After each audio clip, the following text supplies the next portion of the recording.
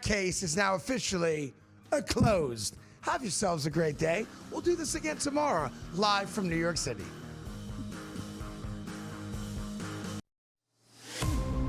They have by far the highest ceiling out of any team in the league.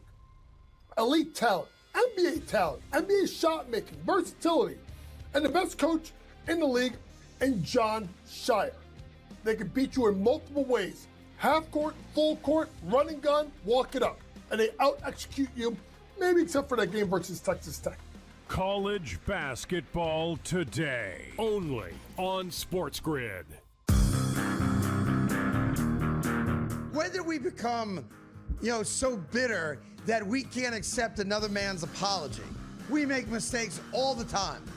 And as a grown man, you have to say, I'm sorry every once in a while. And it's okay to say that. And the apology, I think, should be accepted. And in this case, I'm accepting it. The Craig Carton Show, only on SportsGrid. The Chicago Blackhawks of the National Hockey League are now official partners with Kalshi. It takes effect this week. Each side can use the other's intellectual property for co-marketing purposes, and Kalshi will be promoted during home games at the United Center and on Blackhawks broadcasts. First of its kind, certainly probably not the last as well. Newswire, only on SportsGrid. Arvel Reese at 8%. I got to tell you right now, I have no idea who that is or if they're playing a joke on the joke. Yeah, that's going to be interesting. Who is that? Here, but I have no idea. You need to know? But no idea. But don't you have to pick the Heisman winner, Don? Isn't that like the rule of thumb if you're going to take a quarterback? Is he not the best quarterback? The Early Line, only on SportsGrid. A look back at our best interviews from the past year. Front Office Sports Today starts now.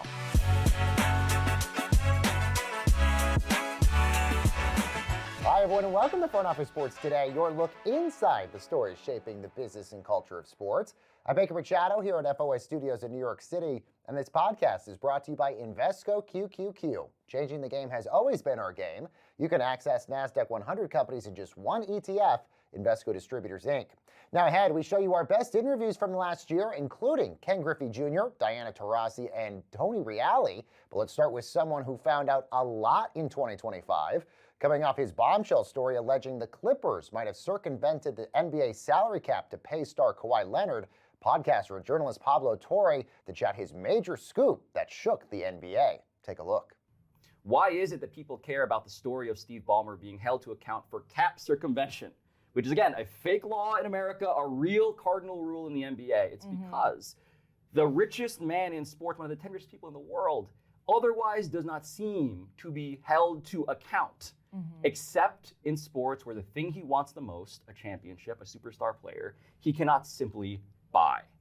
And in that way, I'm hearing from fans who want to invest, continue to invest, have invested for their entire life, emotionally, financially, in this game, only to learn that it is rigged, allegedly, in favor of people for whom rules are a suggestion in real life and now in the thing that these people have a deep knowledge about. It's not the tax code, it's their favorite team. And so I just warn anybody who thinks this story is not impactful for just the consumers of this business to just open your eyes to that, because that has been shocking, frankly, to me. What is the salary cap circumvention's real threat to the NBA? You talk about credibility, and I think a lot of us would assume that's the threat that stands here. So when you talk about salary cap circumvention, how does it threaten the league, this story? I think there are two ways. Number one is that the salary cap, whether you believe in it or not as a concept, right? MLB doesn't have one. Football does, the NBA does. The whole premise is, how do we create a competitive landscape where you can't just buy everything?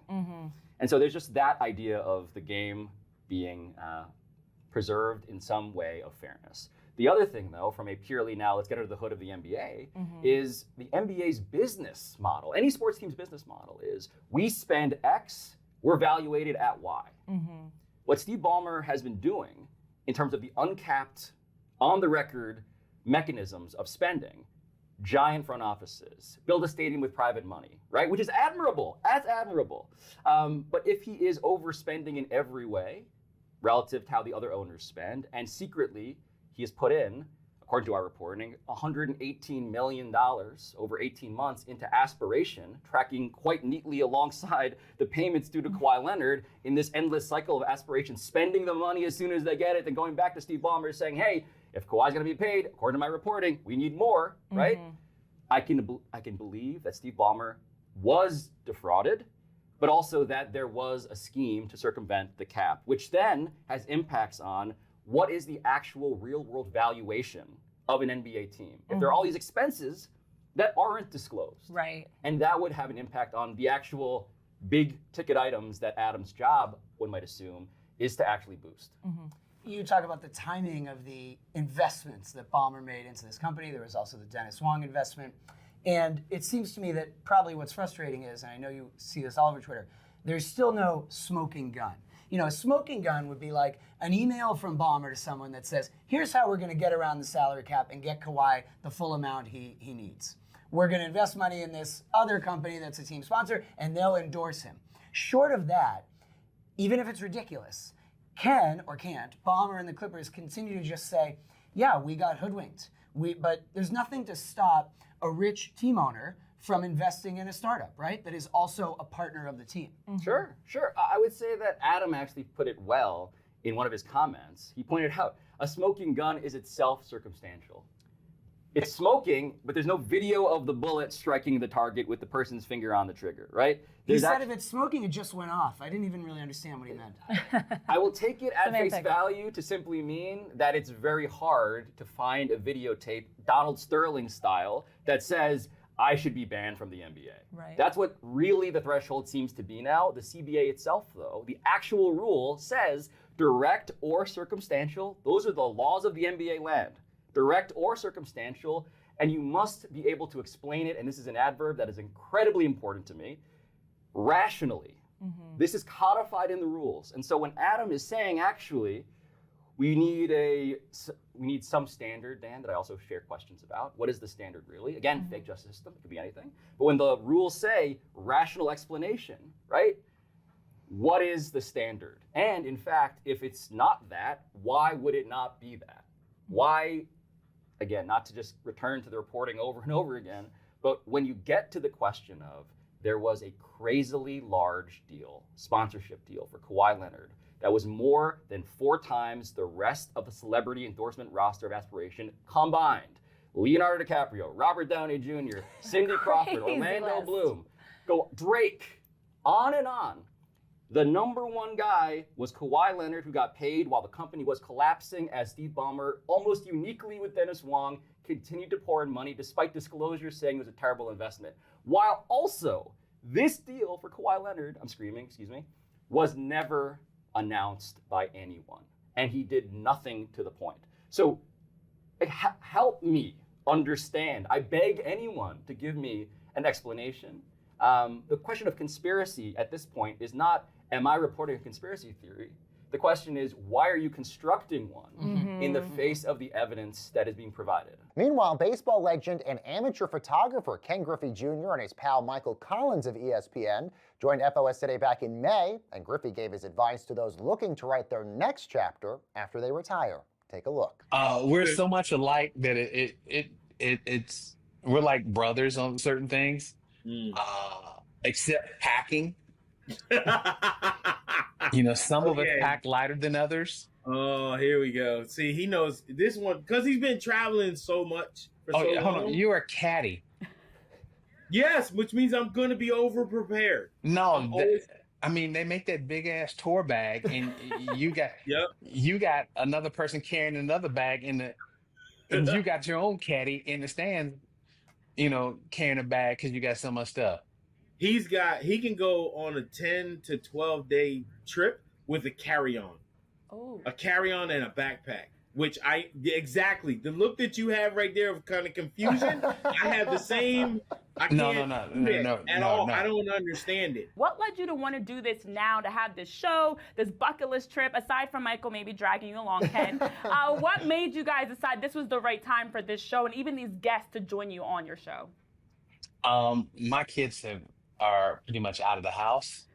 And I think that my wife wants me to be out of the house also. Okay. Okay. No, people who know me know that there's two sides of Ken. There's baseball Ken and there's not baseball Ken or retired Ken. Baseball Ken was a little difficult because I had to stay focused. Like, people think that, play and the game is only from 7 to 11 or a day game 12 to or 1 to 4, whatever. It's not for guys that play at a high level and constantly think about it. It's a 24-hour a day job. It's so difficult to because people think, we're one way in that sport. That means our whole life is like that, and it's not. It's I come to work just like everybody else comes to work. I just know that I'm going to be seen, whether it's good or bad, on TV. So I've got to go out there and prepare myself like nobody does. I mean, look, Ken, we know you have other things you do too. I mean, photography as well. We saw you at the Masters. I mean, I've seen some of the great shots you've taken. You have this great one of Ohtani. You have this great one with Tiger and his son. I guess my question is, has Michael ever asked you to take his headshots? Baker wants you to take his headshot. He sent me down that rabbit hole.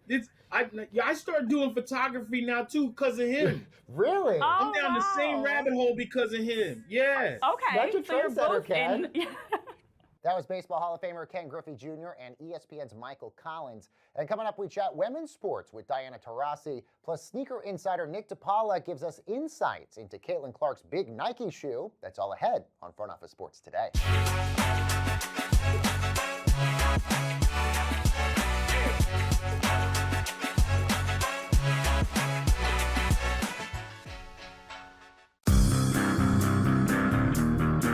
Whether we become, so bitter that we can't accept another man's apology.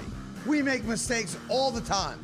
And as a grown man, you have to say, I'm sorry every once in a while. And it's okay to say that. And the apology, I think, should be accepted. And in this case, I'm accepting it. The Craig Carden Show. Only on SportsGrid. When you look at this NBA Cup, you have to think about the importance. As a coach, I find a lot of importance. This wasn't a gimmick win.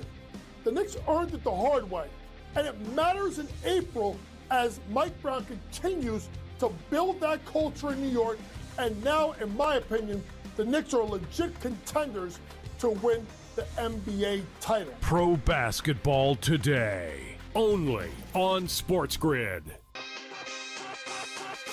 I mean, they couldn't get the Arizona State coach to come out. They couldn't get the BYU coach to leave their job. I mean, it's just very odd, I feel, when we watch this whole thing play out and try and really understand what happened here with Michigan not being able to make some of the splashier hires that they thought they were going to be able to make. Game time decisions. Only on SportsGrid.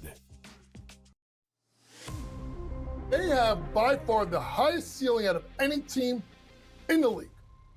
Elite talent, NBA shot making, versatility, and the best coach in the league in John Shire. They can beat you in multiple ways. Half court, full court, running gun, walk it up. And they out-execute you, maybe except for that game versus Texas Tech.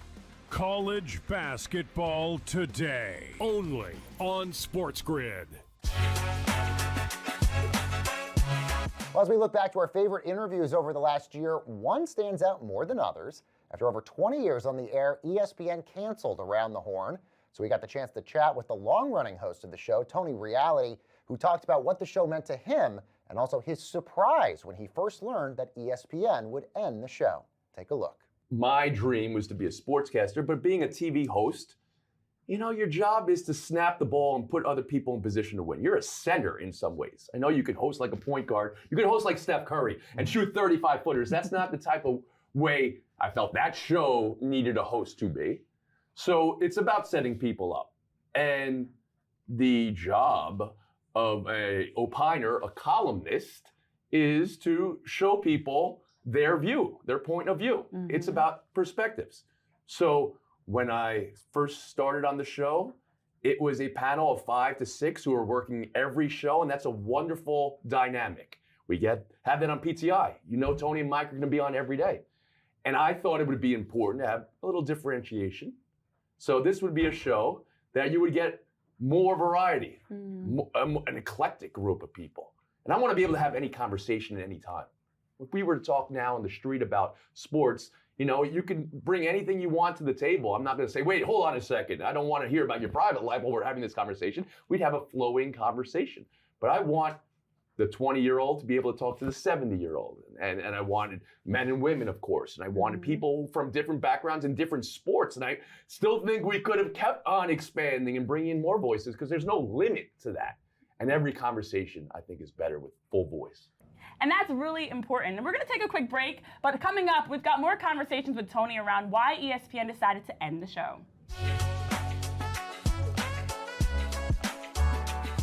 All right, welcome everyone back to Front Office Sports Today with Renee Washington, Baker Machado. We're joined by Around the Horn host Tony Reale in studio. You found out about the cancellation in a New York Post article. Yeah. I think that they were thinking about it. Right. Yeah. But you've also said in interviews there was still gas in the tank. That you thought the show could still keep going.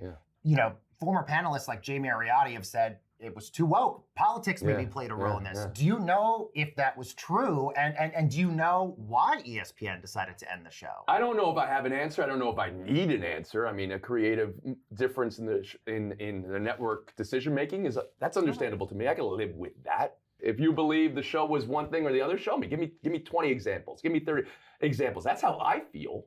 We've done 50,000 topics. I don't believe the show was to anything, honestly. Maybe we had a lot of people. I believe that was a strength of the show. Maybe we did a lot of different stories other shows on the network weren't doing. I believe that would be a strength of our show and of the network. That we had a host that was very heartfelt and too feely and too serious for some topics. Maybe that is a good thing to have when other shows can put on the good cop, bad cop hat or the cowboy hat and laugh at the Cowboys for losing. I think a network is best having many different things. So I operated in that way, but I never got one note other than keep on doing what you're doing, and I didn't get many of those either.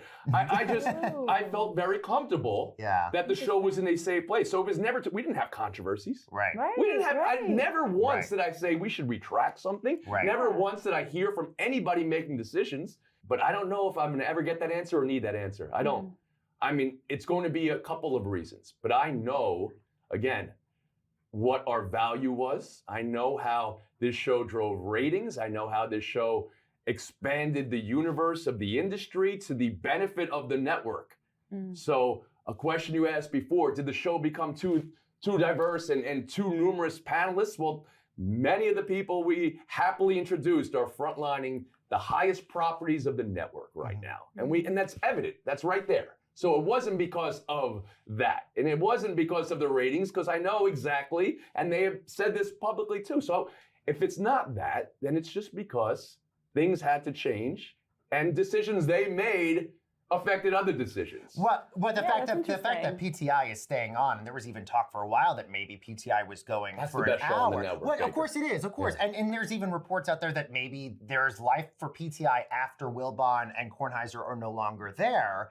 But I guess it gets to me as a viewer, maybe confusion as to why is one property, as you correctly mentioned, you're doing great in the ratings. How is Around the Horn not sort of in the same sort of breadth as PTI in terms of staying I feel like legacy those two for shows ESPN? you mentioned, I could speak to this. This is my bones I mean, and my they're family. both by the same production company. Yes, right. And this is where I was born and raised, and I'm a biased person. This is reality bias right here. These are the two most underrated shows on the network, and PTI maybe the most underrated show, of its kind, in that space.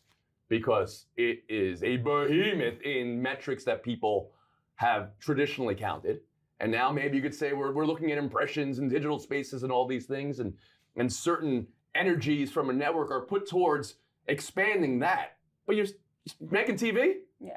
Have the biggest show on the network, daily show. Daily is different. Of course, there's incredible moments. Scott Van Pelt is just a wonderful show to watch. You're coming out of a game, you're getting Scott Van Pelt. He's giving you the best thing he saw, and that is a great thing too. And the network will and should aspire to have all different things. But you're going to tell me Tony and Mike and that dynamic on TV and the eyeballs that are put on there and the intelligence of that show and the bones in journalism. Again, they're doing commentary. That is the most important show for the network, and the numbers and the history prove that.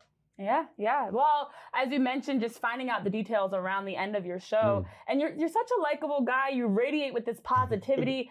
I'm curious to know, was there any conversation that you had with ESPN that maybe left you feeling a little bit surprised by the place you've called home all these years? I mean, is there any animosity, frustration? Renee, I've never been broken up with in my life.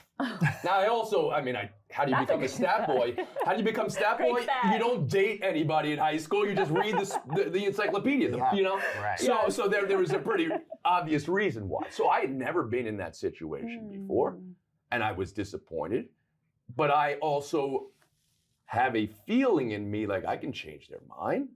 I mean, that even when they were in the room and saying this is what's happening, I was surprised myself by the outpouring that came. I mean, you knew you were going to get something, but my feeling of the show was we did very good. We were 70% success rate among reviews and comments and all these things that maybe you just kind of keep a metric in your own head. And when it came out, it was 97%, right? That was not something I was prepared for. I wasn't prepared for. I've said this, the 4 million clicks. I said, I'm going to respond to everybody who sent a nice note. I said this out loud. And then I looked at who was responding, and it was millions. And I'm like, oh my goodness, And I feel that even today, I can take a critical view of the show and an article or two here and understand my own truth. And I can take a critical view of we're going to say goodbye to the show and understand my own truth. That we made 4,953 episodes. And Sesame Street hasn't done that yet. And Oprah Winfrey Show didn't get to that number. And David Letterman didn't get to that number. And when they tell us it's over, why do things end? Because they have to end.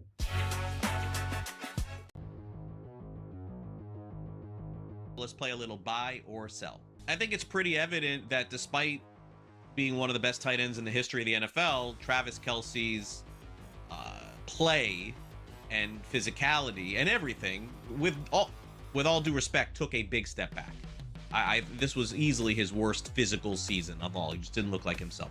Travis Kelce will retire after the season. Buy or sell? Yeah, I'm probably 60-40 on this that he retires. The only thing I'd say that maybe he returns is because he doesn't want to end the way it ended, not making the playoffs and that sort of thing.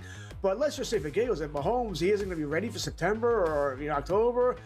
Unless they get a really good veteran quarterback, maybe he doesn't want to deal with that either. Go through a training camp and you may not make the playoffs either next year. So I'm probably 60-40. I think he's done. Too bad. Hall of Fame career. I guess good luck with Travis Swift and your podcast with Jason. I'm buying this. Andy Reid addressing this question this week. Why? He could have just deferred and said, I don't know, we'll see. Fully answered the question about this maybe being his last game. What does that tell you? He knows. Everybody knows. I'm not 60-40, 90-10. I'm on buy. Bo Nix versus Caleb Williams. You'd rather have Nix over Caleb Williams in a dynasty league. That's a tough one. I think I'm going to go Caleb here, mainly because he has more running ability than Nix. I think he'll also stay healthier than Nix. I might like his receivers more as well. He's got Dunze, he's got you got DJ Moore, you got the good tight ends here. Probably do lean towards Williams here. Not by a hell of a lot. It wouldn't be an easiest choice here, but I'm going to go with Caleb Williams here. I would agree. It's not that I think that Ben Johnson is a better coach than Sean Payton. I think Ben Johnson is better for Caleb Williams than Sean Payton will be for Bo Nix. I think running is going to be a big part of what Denver does in the future. So there you go. I'll sell. Fantasy Sports Today. Friday, starting at 3 p.m. Only on SportsGrid. Welcome back, everyone, to Front Office Sports Today. I'm Baker Machado, and this podcast is brought to you by Invesco QQQ. In football, changing the game begins with rethinking it, like rethinking how players work on their game. And with wearable tech, advanced analytics, AI, and more, that same innovative thinking that changes the game could also change your portfolio. And Invesco QQQ gives you access to the innovators who are rethinking the world So let's rethink possibility. As Caitlin Clark unveiled her new signature logo with Nike, with plans to drop her first signature shoe sometime in the future. And sneaker insider Nick DePaula joined us to drop some insight into when we could see that shoe hit the shelves. Take a look. Well, let's talk about what Nike has in the WNBA. One of the most, in-demand shoes is going to be Caitlin Clark's sneakers that she's got, but we don't really know when they're going to drop. Do you have any insight into that? So she was drafted last year, obviously. I once asked a player what skill they learned in the shoe process over time, and they said patience. Okay, and I just laughed because there is a 2-year process to signature shoes. So even though she signed last year, likely it'll be spring of 2026 when her shoe does come out. Personally, I think this would have been a great case to rush as much as you could and try to have a shoe out by Indy All-Star, with Indiana hosting the All-Star game next month. But it'll likely be next year. She's wearing Kobe PEs right now. There's a Navy Fever colorway that's releasing this month, and then there's a gray and blue pair that's dropping this fall. So she will have some shoes in market that she's wearing. But of course, the signature shoe is the much anticipated one. Well, I was going to say, is there pressure on Nike given the fact of who she is, what she represents to the league and to women's sports, but also this is the first shoe she's ever had. So is there just increased pressure on this to get this right then? So signature shoes, I would say in the W have, obviously there was about a 10-year window where there weren't any players with a signature. We've now seen Sabrina's line take off. Her line, there was 54 NBA players that wore last season. And it's become one of the biggest businesses in signature shoes. Asia Wilson now has had a successful launch as well. And so I think when Caitlin's shoe comes out, I think it can be a $100 million business. Wow. I think it could become a top 5 signature franchise, not just in the W, but across basketball. And so that would be one of the reasons I would have maybe rushed it. Yeah. But of course you want to get it right. There's just testing processes and marketing campaigns and the boring behind the scenes part that takes sometimes that long. So I think they want to get it right. And when we get to next spring, I'm expecting it to be pretty successful out the gate. And WNBA legend Diana Taurasi joined us back in August and spoke with our Dan Roberts and Renee Washington all about the explosive growth of the WNBA, plus her new documentary. Take a look. As you mentioned, we keep seeing these historic valuations and expansion that the league's having, but the reality is on the player side, salary is still the most pressing issue. And for you, you played overseas, you played in Russia. A lot of players still have to play overseas or even with Unrivaled in order to be able to support themselves financially. What is the financial reality as a player of what the WNBA salary provides and just kind of what that looks like? Yeah, well, I always thought about I should get paid for being the best basketball player in the world. Not for doing social media or doing commercials. That was one of the things I always had the most angst about is I don't want to do commercials. I'm not a spokeswoman for every product in the world. I'm like the best basketball player in the world. And I think when I think of the NBA, like Kobe got paid to be the best basketball player in the world. Right. Jokic got paid to be the best basketball player in the world. And I think we need to change that shift into women's basketball. Like, that's what you are. Let's get paid for that. And hopefully the next CBA can reflect that. What we hear from everyone who rolls through is like, well, every athlete is a brand now. And every athlete needs to do social, and every athlete needs to be toting a camera and filming their life. And I feel like you're saying, well, isn't it enough to just be great at the sport? Well, that's a full-time job. I mean, you guys are in the media business. Like, you know how hard it is to prepare and to be educated on these topics. So you have a full-time job as a professional athlete, and you want me to be a full-time media personality too? That's a lot of things to juggle. I'm just trying to dribble. But it is interesting because endorsements are a big component of that. But as you mentioned, beyond even the financial component of the endorsement, it's the brand. It's building an audience, building a brand. And you have been one that in the early parts of your career, you were a little bit more, you were quieter. We didn't hear as much about who you are off the court. And then we started to see the Burton Taurasi show. We had the docu-series. We're getting more about who you are. What has changed over the years that's made you more comfortable of being in front of the camera and more opportunities off the court? Yeah, I mean, I think not playing anymore has opened that up for me. When I was playing, I was just so obsessed with being on the court and being in my lane of trying to be the best basketball player in the world. That's all I cared about. And I had a lot of long discussions with my agent, like, are you ever going to do anything but play basketball? And I was like, probably not. But here we are now, retired. And, now there are a lot of opportunities that have, opened up in the last couple of years. And, it's fun too, to be able to tell your story. And, you don't just get to a point with one moment. It takes a lot of different experiences. And hopefully this docuseries can, show what it takes to have a long career in any profession. What else are you possibly doing? Coaching, investments, anything else you have lined up for what we can see in the future? Yeah, I mean, the investments, yeah, those are behind the scenes things. Coaching, now that's a whole different story. I think people think because you can play basketball, you can coach, but those are two different disciplines. And I really haven't gotten to the coaching thing, but I don't see my life without basketball in the future. It's been something I've been doing since I was 5. I love it. All those things are compelling to me as a fan now. And that's going to do it for this edition and our recap of our best interviews of 2025. Of course, you can see the full interviews of all of the things we